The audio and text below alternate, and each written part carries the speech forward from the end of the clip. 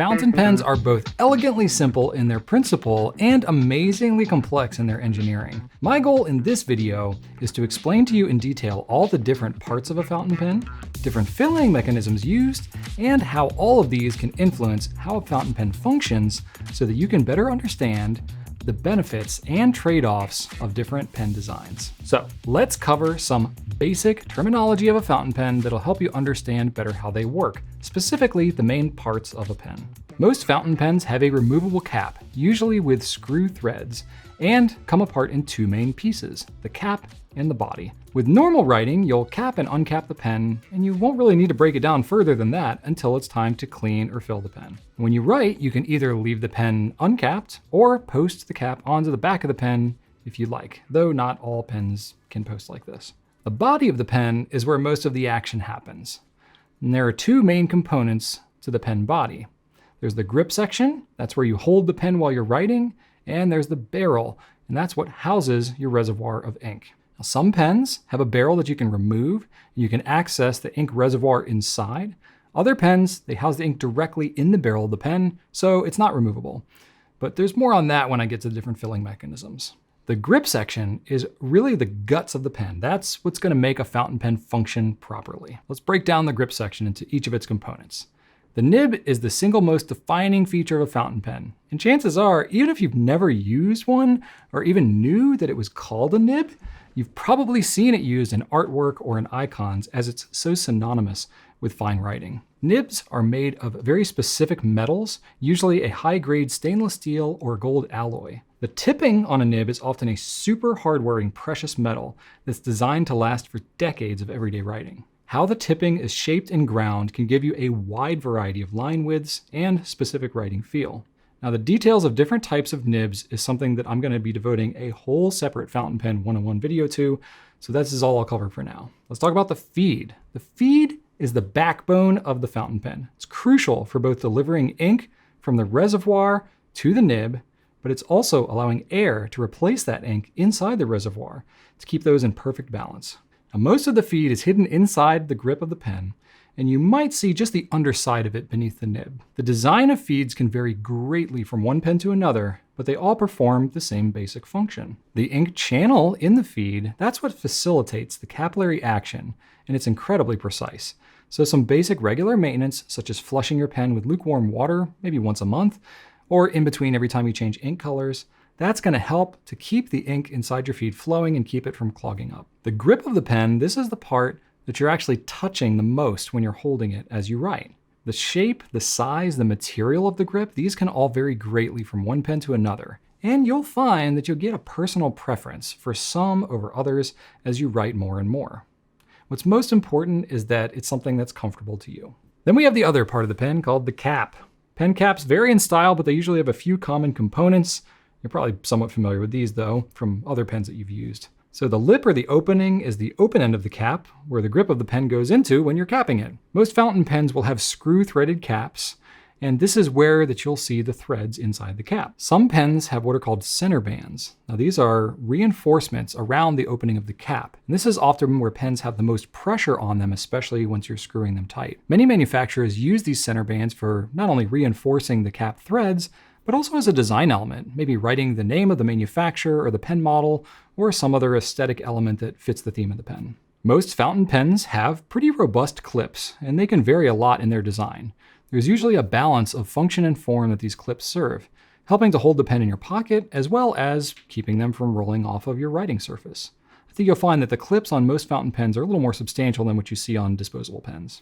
Now, you've probably not heard of this term, but a finial is basically the end of a pen, either on the cap end or on the barrel end. This is often a place that you'll see manufacturer logos or certain design elements, especially as the finial on the cap is visible when you have the pen clipped into your pocket. Some pens have inserts inside the cap specifically made to seal up the nib, so that water doesn't evaporate from the ink as it sits in the pen over long periods of time. All right, so now that we've covered the components of most fountain pens, let's talk about filling them with ink. One of the most intimidating aspects of fountain pens is the filling and cleaning process, but I promise it's not all that scary. It's actually one of the more personal and enjoyable aspects of fountain pen use once you get over that initial fear of it.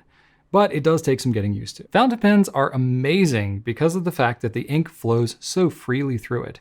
However, that freer flowing ink does mean that the pen empties quicker than most other types of pens.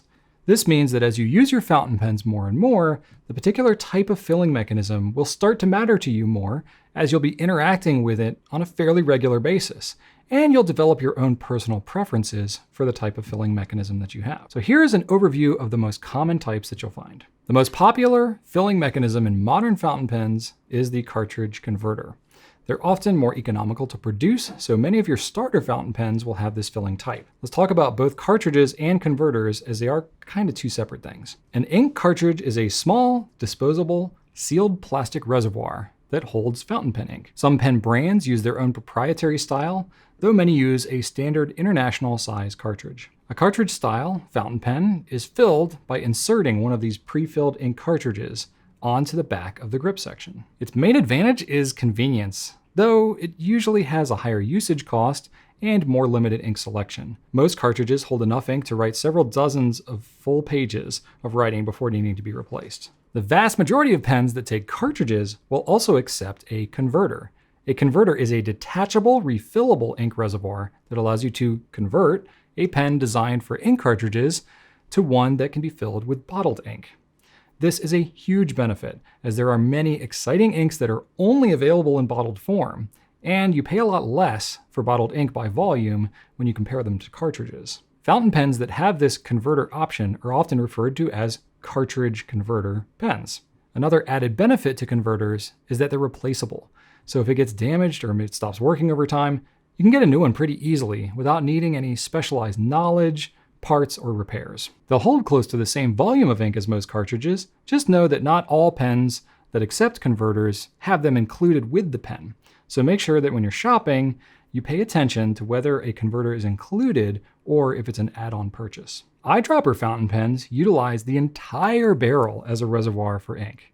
Ink is filled directly into the barrel of the pen, allowing for some of the highest ink capacity of any style of pen. This can be done with a medicinal style eyedropper, hence the name, or something similar like an ink syringe, basically anything to get ink into the pen. The piston filler is a type of filling mechanism that uses a retracting plunger inside the sealed pen barrel to draw ink into the pen. A piston filling mechanism has a similar design to a converter, except it utilizes the entire body of the pen to hold a large volume of ink. Piston pens will usually hold significantly more ink than cartridge converters, so they're a favorite among many fountain pen users who write for long writing sessions. Piston pens can be a little less convenient when it comes time to clean it out or maintain if repair is needed. Vacuum filling pens have a push-style piston that uses vacuum pressure to fill the large body with ink. They seal the ink chamber when closed, making it more ideal for travel without the risk of the ink leaking. These are some of the coolest designed filling mechanisms in my opinion, though there aren't as many pens that are made with this style, and they're the most time-consuming to clean. Whew, okay, I know that was a lot, and you probably want to watch this video through a couple of times to make sure that you got it all, but you're starting to really get a solid foundation here, and I promise this is the hardest part, just grasping all these new terms and the specific parts of the pens. Hang in there with me, and if you can get these basics down, I promise you're not very far from really starting to appreciate and enjoy fountain pens. There will be more to come in the rest of the Fountain Pen 101 series, specifically how to clean and maintain your pens, more detail about nibs, and how to hold and actually write with your pens. In the meantime, you can check out gouletpens.com for more great fountain pen education and our offering of fine writing products. And we have thousands of other fountain pen videos here on our YouTube channel that you can enjoy. Thank you so much for watching, and write on.